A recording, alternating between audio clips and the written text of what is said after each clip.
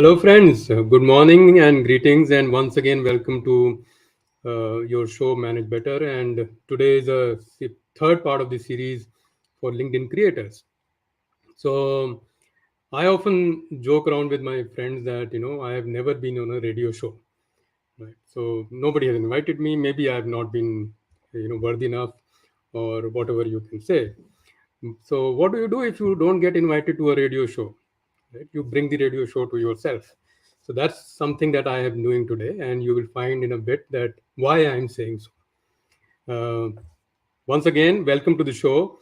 Those who are regulars, thank you very much for your patronage and constant support. Those who are new, I will strongly urge that you check archives of my live shows. This is 31st or maybe 32nd live show actually, and I bring live shows in three themes. Firstly, the topic is around manage better, which is my theme of that all of us can get better at whatever we are doing. We don't have to be satisfied with how we started, where we started. We can get better at anything that we choose to, right? And that is what life is. You start somewhere and you keep adding brick by brick, and at some stage compounding effect takes in or kicks in and you get better. So that is one theme where I bring consultants, coaches, authors, and trainers, some international ones also to you. You might have seen all that already. And the second is around quality. I do that in collaboration with Kimpro Foundation. They promote the qualitist feature, and I bring in top qualitists from India and across the world to this show. And the third is this series, which I'm very fond of now, is that I'm part of now the LinkedIn India's creator program, which has 200 top creators. And I'm inviting some creators, fellow creators, and having another dialogue on the themes of manage better, but with a focus on the creator journey. So in that thing, I would say stream, I have today a very special guest, and I can see that the LinkedIn stream is buzzing. So thank you very much, Hardik, Johnny. Um, Johnny, happy birthday today. I guess you are here on your birthday, so we are honored. Shikhar, Rahul, quite a few people. Thank you very much. So this also tells me that LinkedIn live feed is working, which is always a test. So who is my guest today? Right. So like I said, I could not get onto a radio channel for an interview, so I brought the radio channel to me. So today's guest, Rashmi Shetty, has been a radio jockey amongst many other things. You will learn that among many other things, but mostly centered around voice and expression. So she's been a radio jockey for over a decade, very popular one, and hosts a podcast. Is a voice and self-expression coach, and a lot of her coaching work is also around voice and self-expression. So like I said, she's been a radio jockey, an MC, a podcasting, has a podcast, is a teacher, a storyteller, lots of stuff. And most of this, like I said, is around voice and self-expression, which is what the topic of the day today is at. And recently, she started another enterprise called Vani, which we will talk about during the show as well. And she's a ICF certified PCC coach as well since 2013, and is on the board of or trustees of ICF Foundation. So multi-talented, multi-accomplished, and it is my honor and privilege to invite Rashmi to the show. So let me add, Namaste, Rashmi ji. Welcome to the show. And This feels like Vivid Bharati. Shubham. I don't know if I will get there, but like I said, this is the closest I can be on a radio show. So I did my own show to get you on, right? So thank you very much for agreeing to come on the show, and looking forward to a very different kind of show. Any opening comments you have before we get into some questions, Rashmi? It feels very nice because I'm so used to sitting on the other side of the console, managing everything, asking a question, and making sure everything's going on air live and proper. Because normally with FM, I was with FM Rainbow, and it starts with hello, hi, good morning, Sat Shri Akal, Adab, and Kaise hai aap? And it goes like that. And here you have Namaste ji, and I felt like, okay, I'm in Vivid Bharati now. But Uh, I am really looking forward to this conversation, Anshu.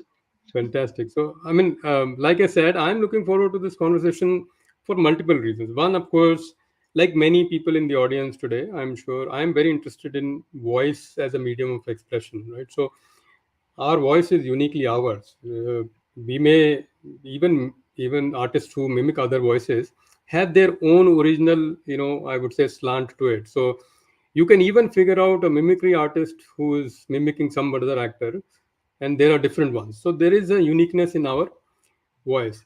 And if you go deeper into the meaning of voice, it is also that self expression. Your voice is not only the words and the sound that comes out, it is also the feelings and the emotions that come along with it. And these are complex topics, and you work in this space. So that's the reason I was very interested that, and let's speak to somebody who's a far more accomplished person in this space, and all of us can learn together. So that's one. Secondly, you intersperse this, and there is an intersection of coaching along with this. So, and coaching is a lifelong passion for me as well. I'm not a certified coach or anything, but having worked with large teams and worked with people, I realized quite some time back that, you have to work with what you have been given. So there is no other option in life but to help others and coach and bring them up, and learn in the same process, right? When you coach somebody, it's a myth that, you are coaching the other person. You are also getting coached in that whole process. So that's a, I would say, background or context in which I was looking forward to this conversation. And just the format of the show for those who are new, and is that we will have a conversation around some questions that I have prepared, and then post that we will obviously around maybe 20-25 minutes we will open questions from the audience.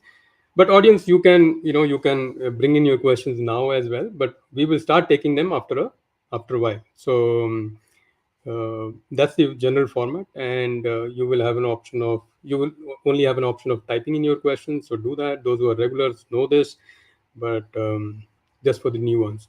And for the new ones, and also maybe for the regular ones, Rashmi has a YouTube channel as well. So look for that YouTube channel, subscribe, and follow her on LinkedIn for her tips and tricks, and the suggestions she will share on using voice. And if you are in a good mood and kind enough, you can do the same for me as well. I also have a YouTube channel and a LinkedIn profile. So, and you can make me smile. And it takes a lot to bring these shows together. So if some of you follow me and comment and subscribe to the YouTube channel, it feels a little worth it. Okay. With that, we will jump into the question part, Rashmi. And the like I said, our voice is uniquely ours, but it can be improved as well, right? So everything in the pretext or the whole context of how I started the YouTube channel around, and my whole LinkedIn journey around last 3-4 years has been around manage better, that we can all get better. So we have a voice, but it can get better, and you are a voice coach. So tell us a little bit more about what a voice coach would do. I for a layman, this could mean like, I have my voice. What can a voice coach do? You can't change my voice, and so why should I come to you? Okay. Uh, I can't change your voice for sure, but I definitely can help you make sure that the throw of your voice is far more effective. And going a little back, Anshuman, on my journey with a voice, yes, began with radio. I was into public speaking, but I started off from a space of complete introversion. I was extremely shy, introverted, would never talk to people on my own. And to discover that there is a speaker within me was an eye opener because I understood that every one of us can speak. It's just that very few people. I mean, I joined public speaking classes, I noticed professionals around me. I was just 22 at that point of time, and trying to discover that voice that I wanted the world to hear. And I started going into the basics. Something that we have to understand is there's a difference between voice and sound. Sound is what everything around us can create, whether it's animals, whether it's furniture, anything around us, animate or inanimate. But voice is a blessing that we human beings are given. And like you said, each one is unique. Even the ones who mimic do not mimic, if you listen very carefully, perfectly how the original voice sounds. In one of the talks that I had been to, they were describing how a study was done to see what makes Amitabh Bachchan's voice so special. And what they found out is Amitabh Bachchan's voice has two peaks. And even those who imitate Amitabh Bachchan have only one peak. And that's why his baritone is so different. But what Amitabh Bachchan does very well with his voice is breathing. Breath is the basis of our life, breath is also the basis of our speech. The moment we become aware of our breathing, automatically what happens is it starts reflecting in the way we speak. So when we are very tense, when we are very emotional, we are breathing very shallow from here. And therefore, you reach a point sometimes when you're very upset, very angry, where words don't come. It's just air. And that's why one more definition of voice that I found while reading and researching was that voice is audible air. And I thought that's so true. When you are in an emotional state and your breathing becomes shallow, nothing is heard, though you want to convey so much. So, in order to make sure that you are in a space of clarity yourself and emotional complete calmness, you need to have breath from your diaphragm. And that is what in Sanskrit they call as nabhi.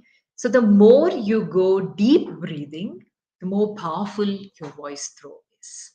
And staying in that state whenever you want to speak is where we work with a space called silence. So, as much as voice is about speaking, voice is also about how you play with that space called silence. And another very interesting element I found out from the word voice itself is voice slash vocation both have a common Latin root.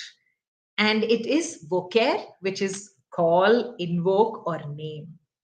And isn't it fascinating that that's exactly what we do with our voices? Find our vocation, express what we want to say, and whatever we do, we are conveying whatever we want to say and express where we are coming from. So that is where my journey with voice began when I got into the public speaking courses and I started realizing that all of us have it in us. Very few go on to explore it further.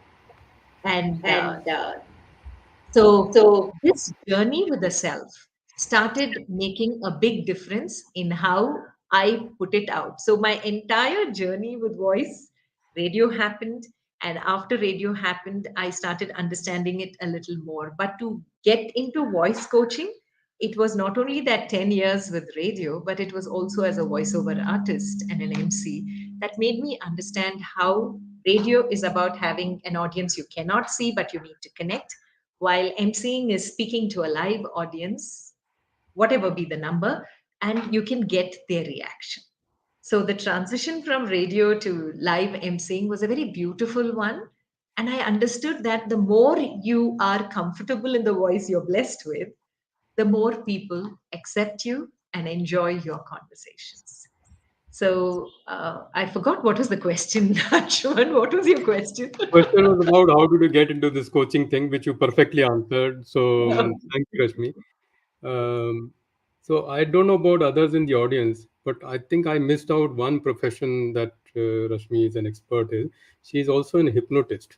In the last 2 minutes, I was completely hypnotized by the voice, and I have to keep an eye on the console and everything and make notes and everything. I forgot to do all of that. So, and this is a first. So in 32 live sessions, this is the first one.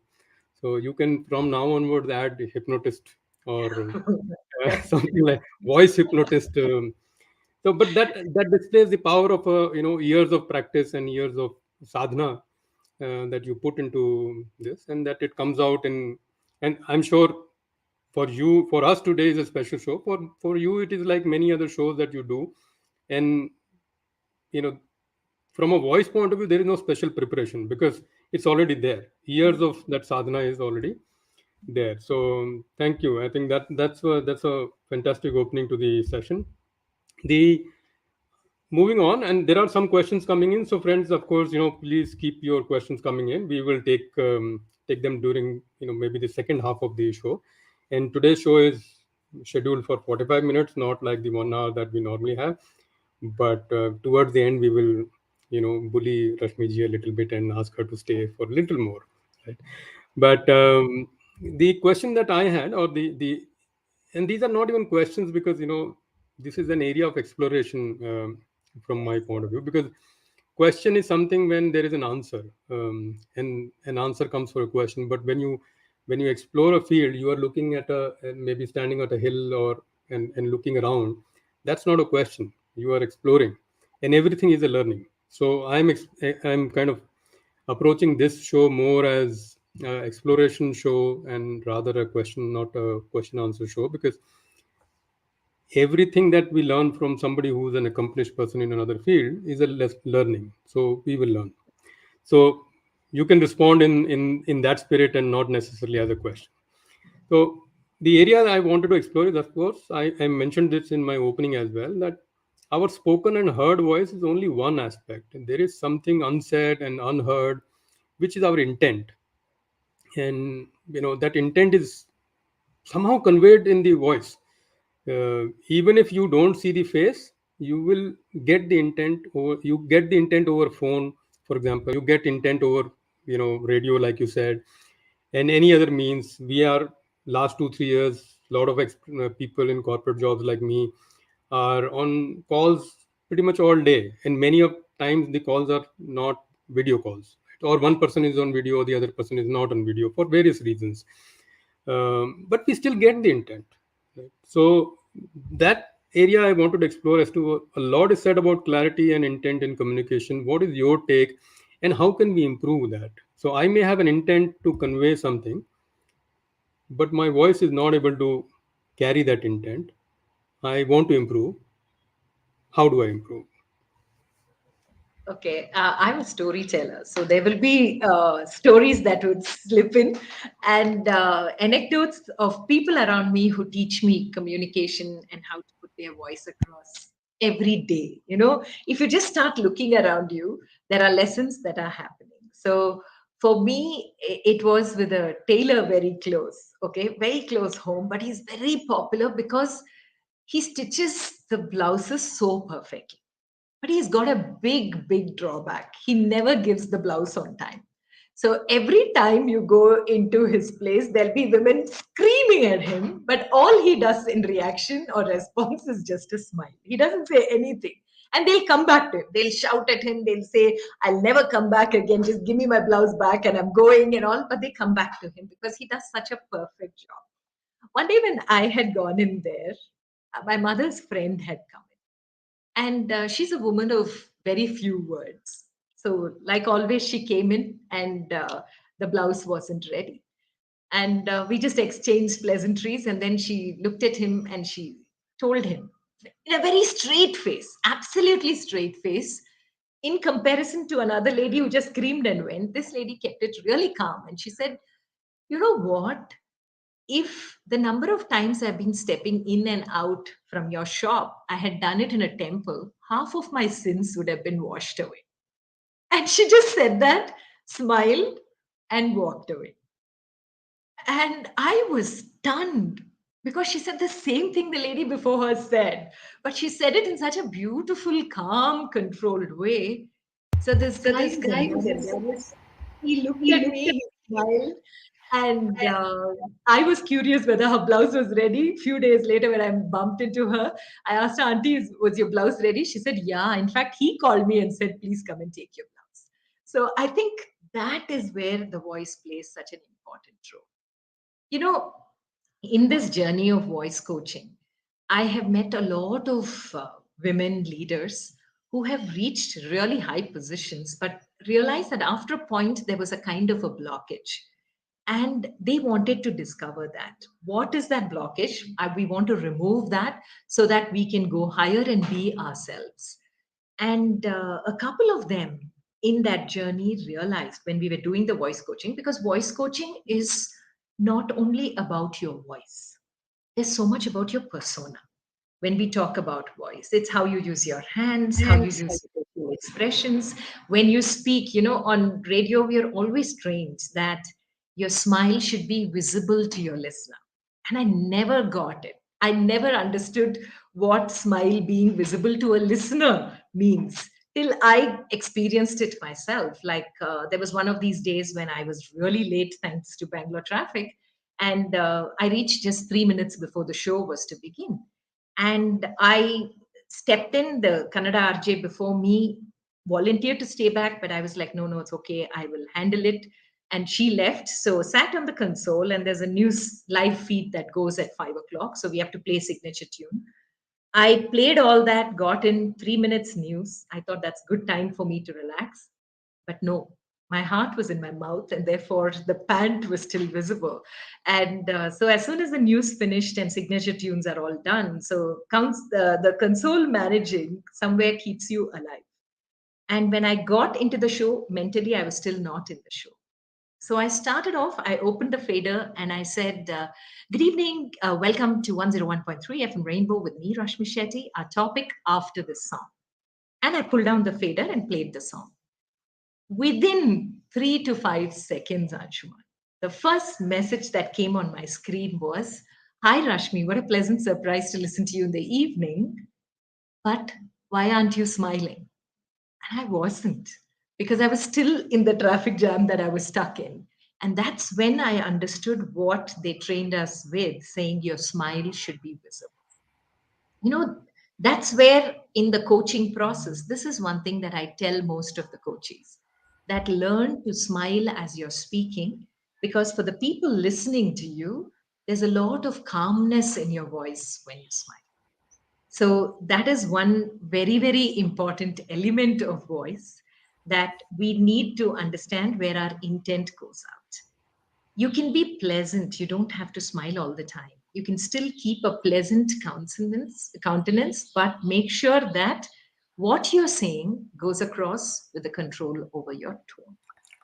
And that plays a big role on your intent going out as much as the words that you are focusing on. Most of the time, it's not the what, but the how of what you're saying, where people get your message. Yeah, I mean, I was trying to visualize that console thing, and if you live in Bangalore, irrespective of whether you work for a radio or station or not, you will always be, not always, but you will quite often be late for something that you were going for. So I could visualize that, and coming from you, that you have been in these situations, and then of course learned from this, and grown on that. That gives all of us in the audience some hope that we can also get better. So we will live with that. And you put a lot of pressure on me. I was trying to smile as you were speaking, and uh, the the intent was conveyed. So what you wanted to convey, Oh, yes. I could. I was already a coachee, so this is free live coaching, in many ways. So I'm Pleasure. I'm blessed in that way, sense that, and I'm getting, and there are evaluators in the audience who can later tell me whether I was a good coachee or not. And something you said actually is a segue to our next question, which I wanted to explore. And again, this is an exploratory thing, and actually something similar happened. So right now, when I opened it, so I, since you are in this field, you would have noticed certainly.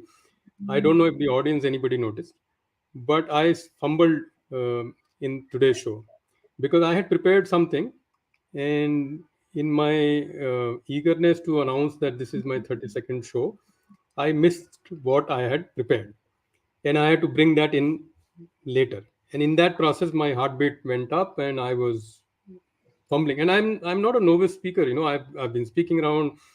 I'm old enough, senior enough, and I've done this many times. But it still happened. And of course, the over the years, I've learned that when this happens, I start speaking slowly, and within 2 3 seconds, things fall in place. So, which is a lesson I have learned, because I figured that when this happens, most people, including me earlier, would start speaking faster, and actually that leads to even more fumbles and more stuttering and more other types of voice issues. But this is experiential learning. I figured it out myself, and even now I can't say that I'm good at it, but it happened today, right? Which is quite unusual, because I've been doing these shows very regularly. Maybe it was pressure of speaking to you, but whatever be the cause, it happened. Any advice to people like me today, the 5 minutes, early 5 minutes, or other people? And some people have asked this question as well, that how do we improve? And most of the time, the improvement is in the first 5 minutes, or even first 1 minute. What do you do in the first 1 minute? Then we are assuming that we have the content to carry the session forward. It is usually that first 30 seconds, 1 minute, 2 minutes kind of thing. Any tips or advice you can give, practical tips to people from your experience who can get better on this? Sure, because in my storytelling sessions, these are things that are part of it, Anshuman. It doesn't matter whether you're in a presentation or in any big event or small event. Just the fact that the moment you are about to begin, what happens to most of us is that we are like, okay, I'm all set now. It's like the countdown to the live stream, right? So when you're putting it on and the number starts reducing, for the audience, there is an excitement of, okay, it's going to begin. But for the host, it is that, let me get the opening right. The rest can be managed. So Yeah. what you need to do is not 1 minute into the show, but 5 minutes before the show. What you should definitely do is sit down, calmly sip water, at least a couple of sips, because however well prepared you are, and let me tell you, if you have those butterflies in your stomach, in spite of being a great speaker and an experienced one before the next one, you are in a good space. That is called eustress. This stress kind, it's positive in the sense it pushes you to be more alert. If you start taking it very complacently, you definitely will not be as effective. Mm. So, being in that space of eustress will help. But what will help you even more is 5 minutes before you begin, couple of sips of water, and then very simple breathing exercises. We have this om, which is split in three syllables: a, u, m. Okay, so this is an exercise anyone under the sun can do. And all you need to do is stretch it wherever. If you want to work on your bass voice, then you go on the part. If you want to work on your top voice, then you stay with the ah part. Okay, so the middle voice is where the oo comes in. So if you take it as syllables, ah, oo, is how om is split, and you go in like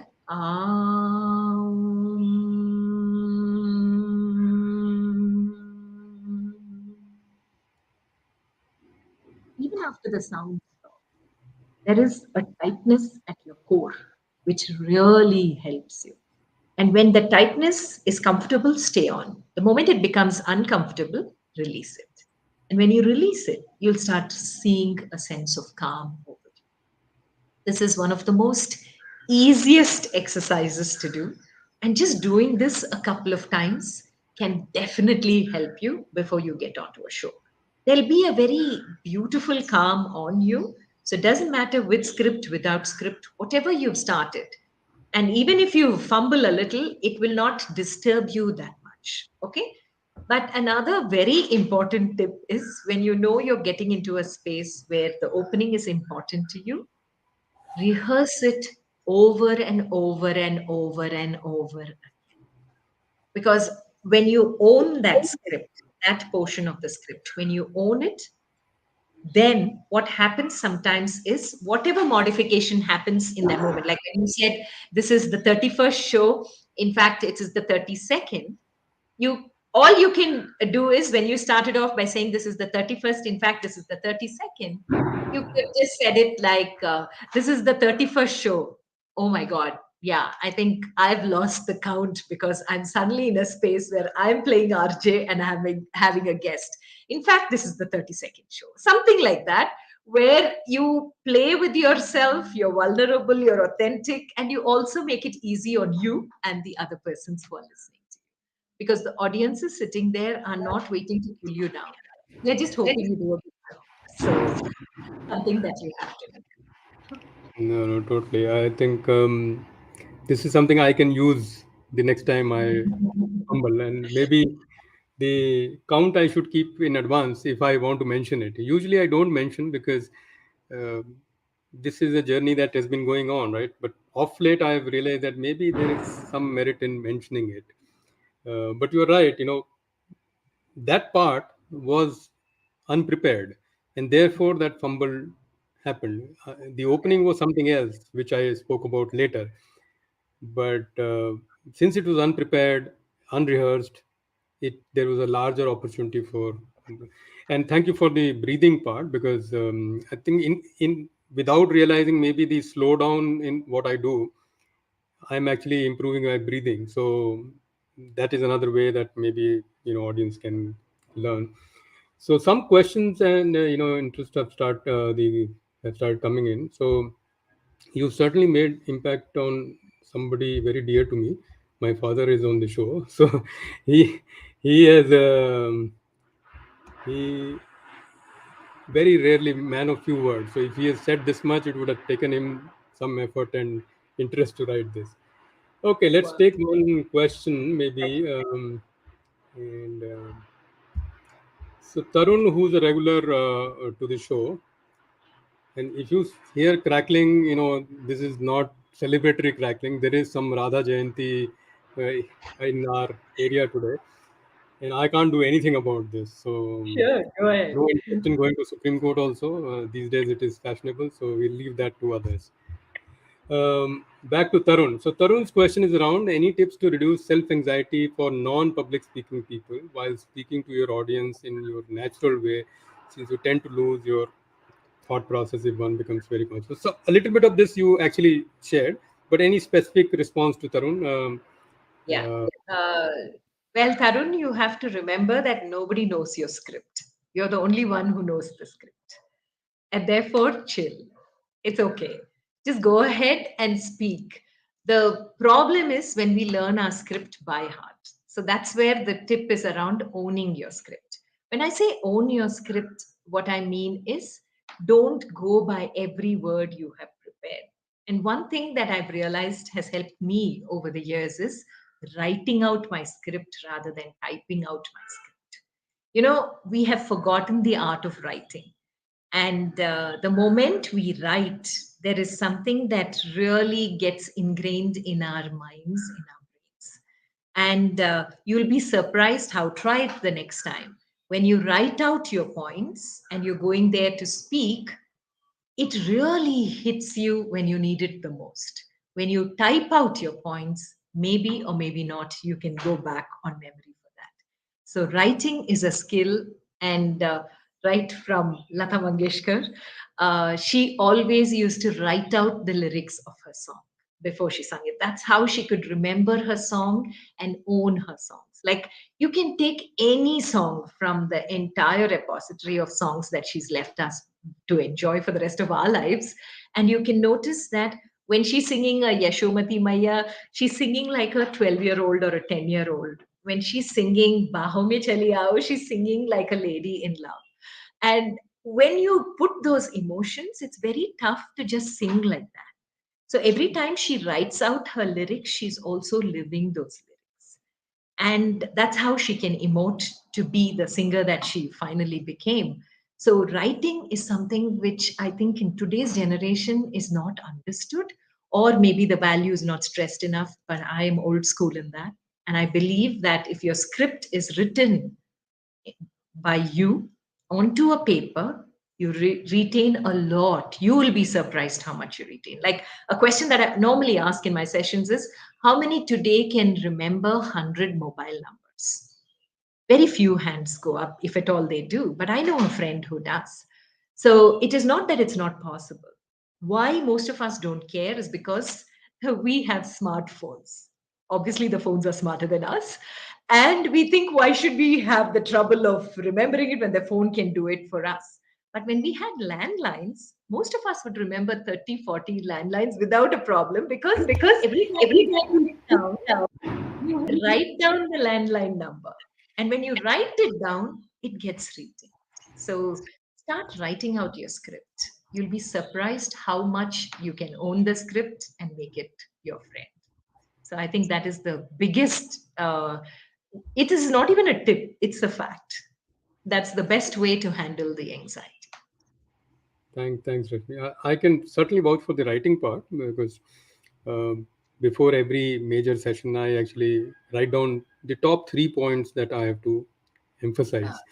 The rest of it comes together, and usually, you know, for any corporate session as well or other such thing, I just write down usually only three. I don't know where the three comes in my mind, but I keep it down to three because then I tell my mind that these three are the most important ones. Others can be jumbled across. So the celebratory stuff is on in full.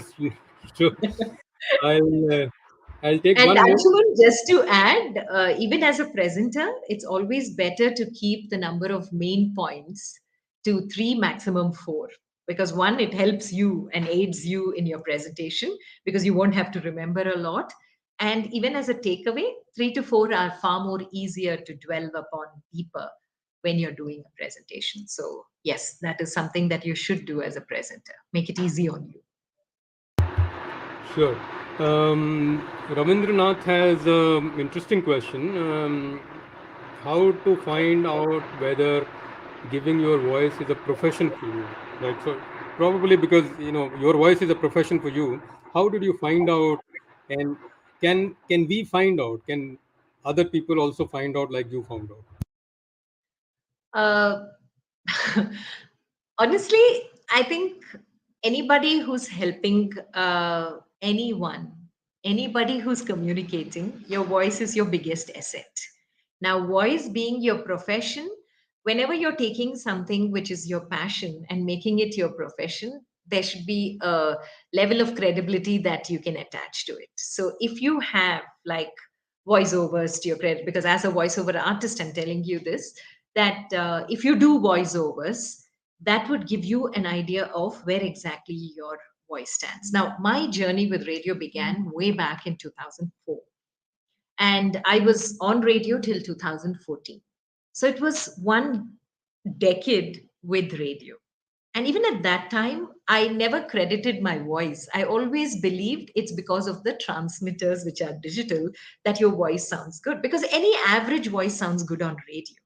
So I never thought that I'm going to become a voice coach. It is only as I got deeper into voiceovers and went into coaching and understood over a period of time, where is it that I really enjoy giving what I have learned in my journey? I understood that voice is where I have had amazing life lessons. And that is where I picked my profession. So if you enjoy Ravindra, sharing stories and being a storyteller, making sure that when you're sharing your lessons, you are completely there, then yes, because voice is just which comes along with whatever profession you're going to choose, because that's the way you're going to communicate. So don't worry about focusing on the voice, focus on how you're going to say what you're going to say. And whatever profession you're going to do, the how How becomes the becomes voice. the word. Thank you very much.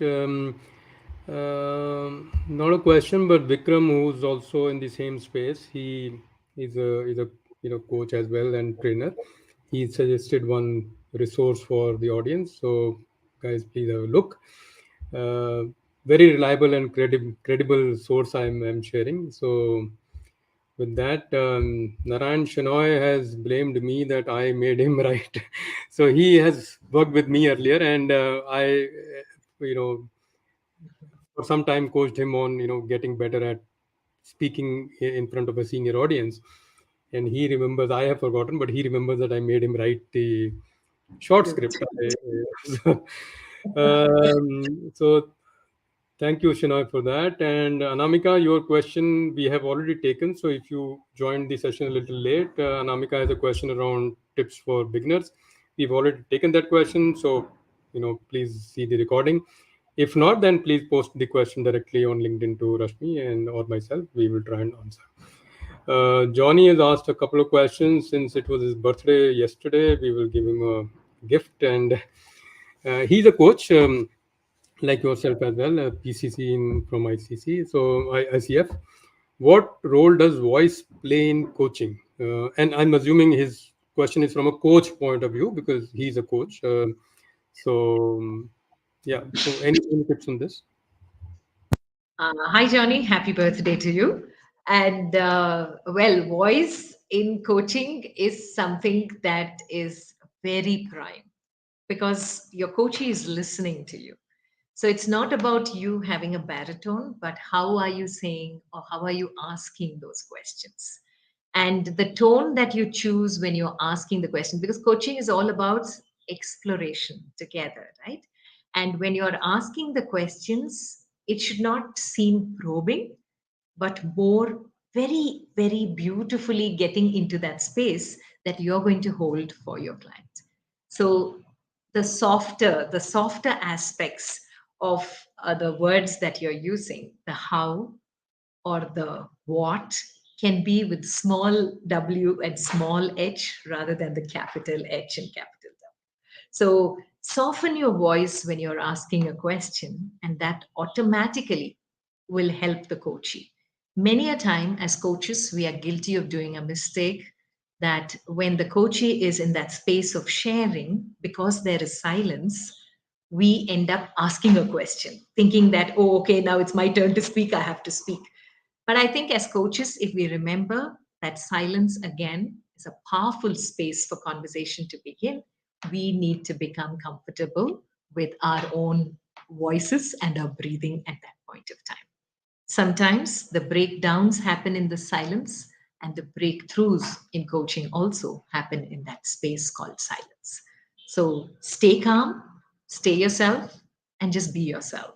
Be comfortable in the space you are as a coach. Because from this question, I would like to talk about five basic elements of voice, Anshuman, here. So when we take five qualities of voice, and I love playing with acronyms, so voice becomes an acronym here. If we take five basic elements of voice, voice would be volume, which we have the control over. Then O would be for oscillation or the modulation that we talk about when we speak. I would be for the inflection, the dynamics of the voice, how you throw it, how well you're working with it. C would be for the clarity of communication. A very basic requirement people don't understand that, when I'm speaking to you one on one, I may not be this slow, but when I'm speaking to a bigger crowd, it's important that whatever I'm saying needs to go across. So the clarity in the voice requires that I slacken my pace. And that is very important for us to be conscious about. And then the E stands for the emotions that come along with your talk. It can be anything. Like suppose you're a storyteller, okay? And I've worked with little children also as a storyteller. Children are an amazing audience who teach you a lot. So I remember when I used to tell stories to children, the fascination with which they would listen. So when I'm telling a story, let's take this one element of emotion itself. And when I'm telling a story, and I let's say I'm describing a jungle outside on the outskirts of Bangalore, and I say there was this jungle which had a lot of green trees, beautiful smelling flowers, lots of animals and birds, all living very happily there. It was a jungle that man did not enter. Okay. Two, there was a jungle outside Bangalore city. It was beautiful, lush, green, load of birds making little sounds and keeping it alive, and so many animals out there that they were so happy to be together. And thankfully, man did not enter that jungle. So the same thing with emotions can make a whole lot of a difference, because for that child, the story is on your face. It's not in the book from where you're reading it. And that is like powerful, like I remember in one of the sessions which I was doing with senior leaders on storytelling and presentation, It was a 2 day program, and there was this guy who was part of day one, and he came back at the last end, the fag end of the first day, and he told me, Rashmi, I'm so inspired. I always work late in office, and this is pre-pandemic. So today I'm going to go home early. We finished, I think, at 4:30. He said, I'm going to leave right away and go home. I have a 3-year-old, and I've never read a story to her. I've taken so much from you. I'm going to go and come back tomorrow to tell you how it went. And he left with super excitement. So when I entered the next day for the session, I was surprised. He was one of the first ones there. But I said, so, Prashant, how was the evening? And he was very crestfallen. He was very disappointed. And he said, not too good. I said, why? You couldn't go early? So he said, no, no, I did. I did. And my 3-year-old was super excited. She said, Papa, she was so happy. And I said, Chal, beta, bring your favorite storybook. Papa's going to read it out to you. And so she went, picked her favorite book, and she said, Papa, can I sit on your godi? And he said, yes. So he said it was picture perfect. Storybook in front of us, my daughter on my lap, and I am reading it, remembering all that you told me through the day on how to read a story to a child. And I thought I was doing a fantastic job. Midway through my reading process, she just slipped down from my lap, pulled the storybook away, looked at me, and she said, Papa, आपको पढ़ना नहीं आता? And I was shocked because that's what her mother does every night.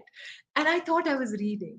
And that's when it hit me. So I put that question out to the rest who had joined in by then, saying, what could be the reason? And again, the same thing of owning the story. You could be technically right, but if you don't own the story and put in those emotions which are required for the story, add those extra elements, the story will never be the story that you loved. You know, as children, we had the privilege, a generation without internet, to have storytellers in the form of our grandparents or parents who, while feeding, would add all elements of nature and the road into our stories. And that's how most of us grew up listening to stories. But today's kids don't have that. So whenever you get a chance to play with a child, start with storytelling because they are the best judges and great feedback machines. They'll tell you on your face, whoever you are, otherwise outside, whether you're good or you need to improve. So I think that's the best space. So, Johnny, I hope you got your answer as well. I'm sure this was quite a lesson, and the storytelling part is actually very relevant because these days, with the communications and the attention spans reducing, even at corporate and other fields as well, even in calls, we not only have to adjust the story, we have to adjust the narration, we have to make sure the duration, it has to be packed in 1 minute and 90 seconds is broadly what you can hold attention, unless you are, of course, a master like yourself. But for most of us, that 60 to 90 second is becoming a Instagram generation. So, whether we like Instagram or not, whether we enjoy it and are on it or not, the generation is already on it. So I keep telling everybody whom I work with as a pro bono coach is that you don't have to like it. It is already there, so you have to adjust to it. And there is no obligation in life to like everything that you do. It is just that you have to adjust and make sure that the audience that you are addressing, they should connect. And if they connect in 1 minute, you have to do it in 1 minute. If they connect in 5 minutes, then good. So I could relate to that totally. And so there are a lot of questions coming in. I think, but I had one question before I let you go, and I know we are over time from what we had booked. No, no, Uh, please go but ahead. just a little bit more. And the other questions that I had prepared are more or less you have answered in other ways. So, for example, one question was how, like you answered the question around how beginners or people who are starting to speak can improve. The next question was more around how little bit more seasoned speakers can improve. That also you answered in response to some questions from the audience. So fantastic. Um, Obviously, none of us should believe that listening to this episode, listening to you, and with all your accomplishment, none of us should believe that tomorrow onwards we'll be a better speaker. Right? We'll be a better speaker because we will practice what was taught here. what was shared here, and there is much more than this, right? So in a half an hour, 45 minutes, accomplished trainers and coaches also can share only tip of the iceberg. So of course, one solution is to go to Rashmi and seek her coaching, but that may not always be possible. So what are some? My question is this then that. What would be some online or books or any other references today? Earlier, 10 years ago, the question would be, what are the books you would refer? But now the question is, what are the podcasts, what are the YouTube channels, what are the online references, blogs and books that you could, any top of the mind, one or two that you could refer to people, or recommend to people, so that they can read and get better at and this is a corporate style question, so from a corporate point of view, right? So No, no, this is for anybody, Anshuman, anybody on the journey to find their voice, because this is our blessing, like I told you. And everything that we do, whether you're in coaching like Johnny, or whether you want to be a public speaker or an aspiring one, every element of our communication is around the voice. So it's extremely important for us to understand that one word which stays very strongly, and please etch this on stone, that communication is to express, not to impress. And the moment you get this very clear, you start looking at who you are and authentically who you are. So, first, to find your voice is a huge amount of self acceptance. You need to understand you are who you are. And what you can do to help build yourself is practice. Now, practice is something that we cannot negate in this journey of making use of your voice better. Okay, so like Anshuman, one of your questions was, what if you're already a good speaker? Now, whether you're Roger Federer or Djokovic or Nadal, they still have coaches. They're goats, definitely, but they definitely have coaches. Why? Because they can always get better. And hmm. that is what coaching helps you. So, on your own, also, you can definitely try. How do you do that? You don't have to read a lot, because if you're listening to podcasts, if you're watching YouTube channels, it's still somebody else doing it and you watching it. With voice, you have to work on yourself. So, what I would recommend and suggest, and what has definitely helped me, is reading aloud. Pick poems, amazing poems, like Where the Mind is Without Fear by Rabindranath Tagore, Where the Road Not Taken by Robert Frost, If by Rudyard Kipling. These are all classic poems which you have definitely learned in school in your English lessons. Go back to those. Maya Angelou's poems, Still I Will Rise. Anything. Just pick poems which you have grown up with and go back now and read them a little more mindfully, okay, consciously. Because poetry teaches us what pause is all about. When we talk about pause, each punctuation mark has a different meaning. When it's a Hmm. comma, it means the thought continues, just a slight pause. If it's a full stop, it means this thought is over, next thought begins. So when a poem is written, it is concising the thoughts of the writer, the poet, into a format that needn't always be alliteration or have rhyming words at the end of it. So, being a literature student, that's one place where poetry really taught me how much of expression is possible. And the more you start reading, you don't even have to go for big poems. Just go in for small little poems that you had as a kid. If you have children, go back to their English textbooks, start reading the poems, read it aloud. And read it aloud, record yourself on your phone, listen to how you sound. Keep this practice on. Read this poem every day. Day one, you record it, practice it then on for the next 3, 4 days. Then on day four or five, re record yourself reading the poem. You'll be surprised, just with regular practice, one poem, there'll be so much of a difference in your modulation in the way you've read it on day 4 or 5. One, of course, is the familiarity, you know how it's coming. But secondly, you'd have now owned the poem with knowing where exactly to pause and how to pause. So when you want to work with your voice, you have to work with yourself. and be patient because changes don't happen overnight.